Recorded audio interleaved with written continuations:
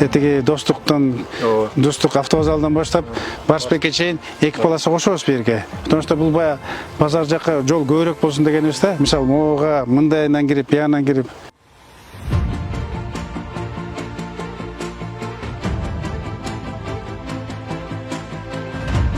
Биягында жол бар экен дейишмен кетип калалы дегенбиз да.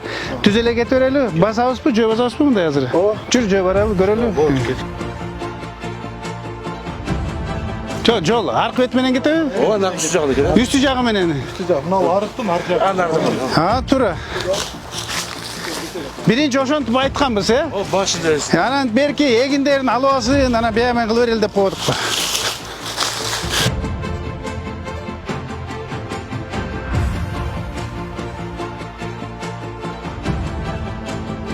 Самый эффективный ушундай эле түз эле чыгарган. Түз эле. Эффект берет. Тигиндей барбай.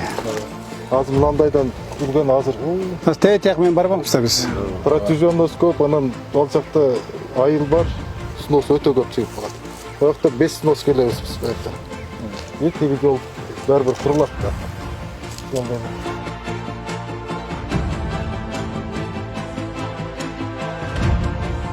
Анткени мына баары мына кошулуп атпайбы?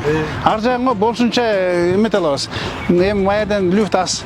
Бул жерден кенен до конца чогуу эмете алабыз, туурабы? Могу жака жеңил болот, кургойдон кийин. Полоса бияка 3 полоса. Кеңейтип коебуз бу жерде. Аны проектин сразу башта айтып бардым, 1 декабрга чейин.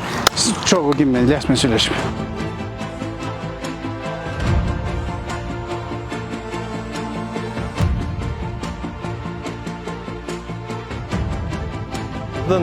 Айланасында бир эле бизде бир көчө бар. Мына Проспект Осмонова деген. Ошол Осмонов көчөсү бүгүнкү күндө аябай мындай тыгын болуп турат. Ошо тыгындарды эгер базар курулуп калса жоюу максатында биз базардын айланасында дагы 3 жол ачып атабыз.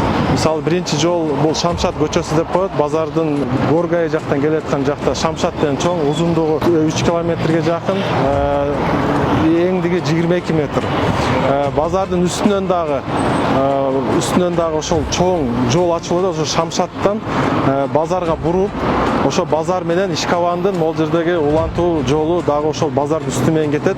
Үчүнчү жол ошол Ишкабандын айылынан чыкканда светофордон бизде азыр Осмонов көчөсүнө же оңго же солго бура турган жол бар. Ошону биз түз алып чыгып туруп, мына могул жердеги бизде баягы Энисай рестораны бар.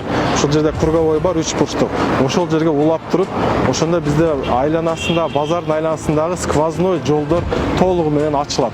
Бүгүнкү күндө мына Шамшат көчөсүндө 2 километрге жакын жол 22 энди менен ушул жолдун эң негизги иштери жасалып бүттү.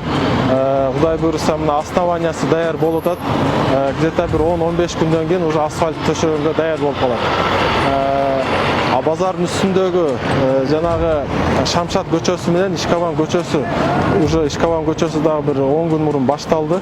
Ошол жанагы уландысы менен тиги немеден Энисай рестораны ачыла турган. Ал дагы ошол катуу иш түнү күнү кетип атат. Базардын үстүндө жол азыр биз мэр менен көрүп келдик. Ошону уланта турган жол дагы биздин базардын үстүндө иш башталды. Бектин айланасында мына тегерегиндеги 4 жолду дагы биз кеңейтүү максатында азыр иштерди алып кетип атабыз. Бул жерде сиздерге маалымат болгондой мына Кокумби көчөсүндө аябай тыгындар көп. Кокумбиден келип туруп мына Осмонова көчөсүнө оңго же солго бурабыз дегенде бул жерде тыгын ушунчалык узун болуп калат. Буйруса бул Кокумби көчөсү жалпы негизи өзү 4-5 километрге жакын тендерге жарыяланды, тендер ачылды.